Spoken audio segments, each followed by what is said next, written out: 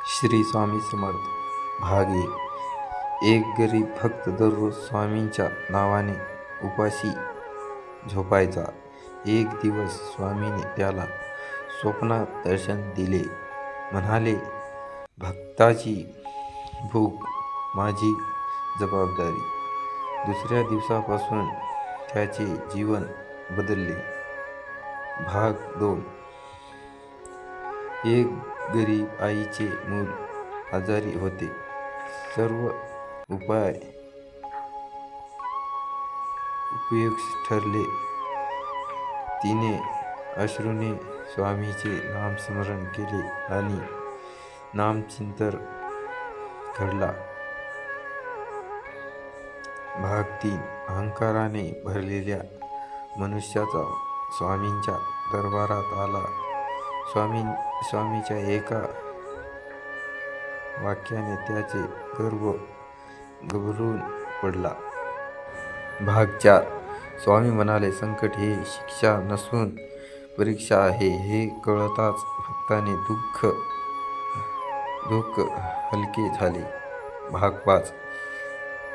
एक निराश तरुण आत्महत्याचे विचारत होते. स्वामीच्या नामाने त्याला जीवनाचा अर्थ सापडला. भाग 6.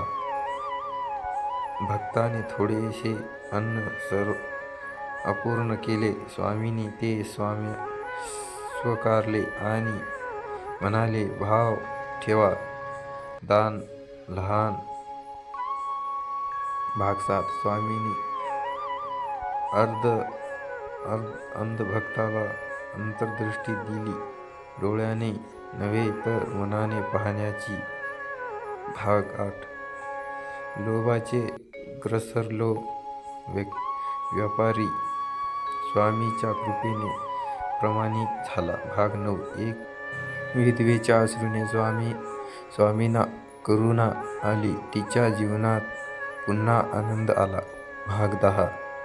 स्वामीच्या नावाने घेतलेले पक्षार्थ भक्ताला संकटातूनही बाहेर टाकते. भाग 11. रोगाने त्रस्त भक्ताने स्वामींवर विश्वास ठेवला, वेदना कमी झाल्या. भाग 12.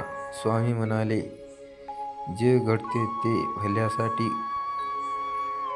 वेळेची ते सत्य ठरले. भाग 13. एक अथांग मुलाने स्वामींच्या आश्रयाने मोठा झाला. भाग 14. स्वामींच्या कृपेने तुटलेल्या नाते पुन्हा जुळले. भाग 15.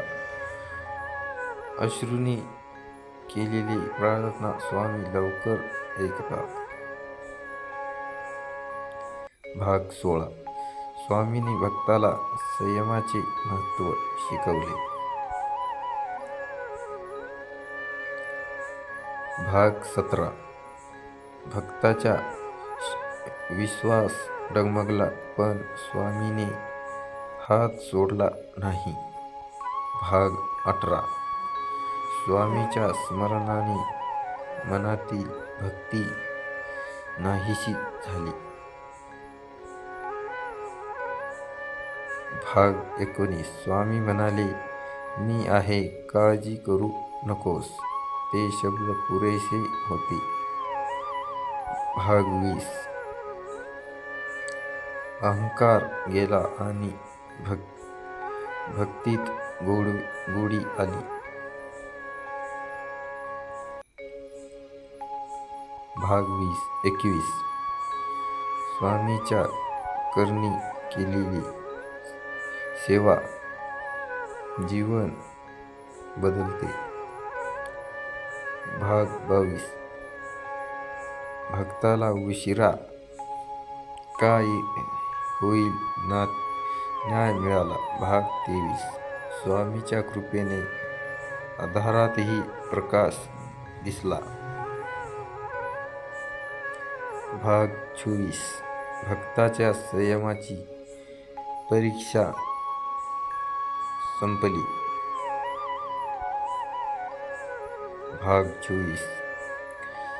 स्वामीच्या नामस्मरणाने मन शांत झाले आणि जीवन धन्य झाले. श्री स्वामी समर्थ. जय जय स्वामी समर्थ.